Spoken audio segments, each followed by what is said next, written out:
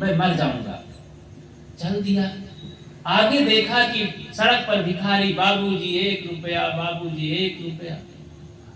तो वहां गया, देखा, अरे मैं तो सोचा मैं ही निर्धन हूं, मुझसे ज्यादा निर्धन तो ये है।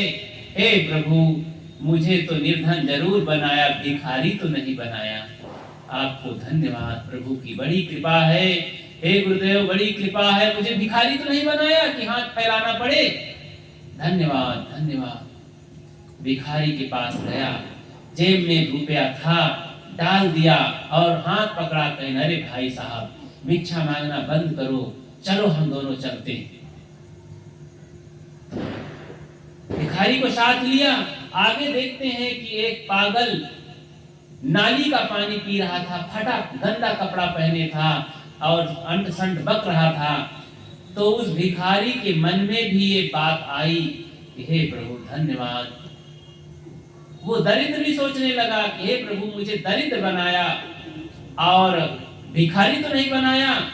भिखारी ने कहा, हे प्रभु, मुझे भिखारी बनाया, पागल तो नहीं बनाया। आपको बहुत बहुत धन्यवाद। दोनों धन्यवाद दे रहे थे अपने इष्ट को। तीनों चल पड़े। उसका भी हाथ पकड़े, पागल को भी, अरे पानी मत पियो नाली का, चलो। आगे गए तो 4 लोग खाट को पकड़े, एक रोगी को लेटाए, बेहोश कोमा में चला गया था, और लिए चारों आदमी अस्पताल जा रहे थे। तो देखे कि अरे ये तो बेहोश आदमी है, रोगी है, पता नहीं जिंदा है कि मुर्दा है। हे प्रभु, आपने हमें गरीब बनाया, पागल बनाया, निर्धन बनाया, भिखारी बनाया, कम से कम रोगी तो नहीं बनाया कि बेहोश हो जाए। हे प्रभु धन्यवाद धन्यवाद। इतने में अस्पताल पहुंच गए, चारों पांचों रोगी सहित। डॉक्टर ने इंजेक्शन दिया, दवाई दिया, होश में आया रोगी, देखा कि 4-5 लाशें निकल गई उधर से। तब देख करके वो रोगी भी कहता है, हे प्रभु धन्यवाद धन्यवाद, कम से कम मुझे रोगी बनाया, जान से मुर्दा तो नहीं बनाया, मार डाला तो नहीं। चारों धन्यवाद देते हैं। अब आगे की कथा कहती है कि धन्यवाद देना बंद हो गया, क्योंकि मुर्दा धन्यवाद नहीं देता है। तो इस तरह से जो धन्यवाद अपने इष्ट को नहीं देता है, अपनी हर हालत में वो मुर्दा है। जिंदा को धन्यवाद देना चाहिए। आपको ये मनुष्य तन मिला है, घर गृहस्थी है, बहुत धन कमा लिए हैं, बाल बच्चे हैं, घर गृहस्थी है, सब कुछ है आपके पास। अपनी बुद्धि को ठीक थोड़ा से कर ले। बुद्धि ठीक होती है संत गुरुजनों के सत्संग में। सद्बुद्धि के अभाव में आज आदमी क्या कर रहा है?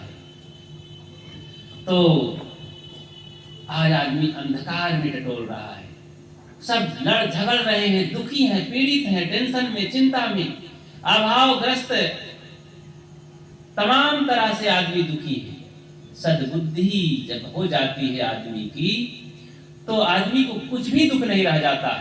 इसलिए आज सद्बुद्धि की जरूरत है, संतों की जरूरत है। बाहर आपको स्कूलों में इतिहास भूगोल पढ़ाया जाएगा, साइंस पढ़ाई जाएगी और तमाम पैसा पैदा करने की मशीन बना दिया जाएगा, लेकिन आपका क्रोध बस में हो, काम बस में हो, लोभ बस में हो, आप ईमानदारी से जिए, आप सच्चाई को जिए, आप आत्मचिंतन बने, आप इंद्रिय के संयमी बने, ये पाठ वहां नहीं पढ़ाया जाएगा।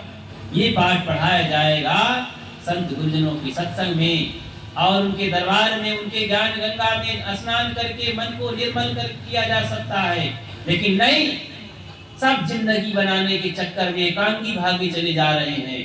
पढ़ाई लिखाई अच्छी चीज है, शिक्षा बहुत जरूरी है, लेकिन शिक्षा के साथ साथ दीक्षा जरूरी है। दीक्षा मिलती है सत्संग में। एक पहिया से गाड़ी नहीं चलती है, केवल गेहूं से भूख मिट सकती नहीं, केवल गुलाब पर नजर टिक सकती नहीं है। दोनों की जरूरत इंसान के लिए, एक पहिया से गाड़ी चल सकती नहीं, तो दोनों की जरूरत है। धन भी कमाओ, धर्म भी कमाओ, भोजन भी करो, भजन भी करो, तब संतुलन बनता है।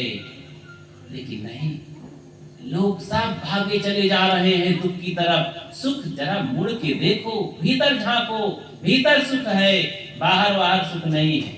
ये संसार दुखालय है। दुखालय में कहीं सुख मिलता है?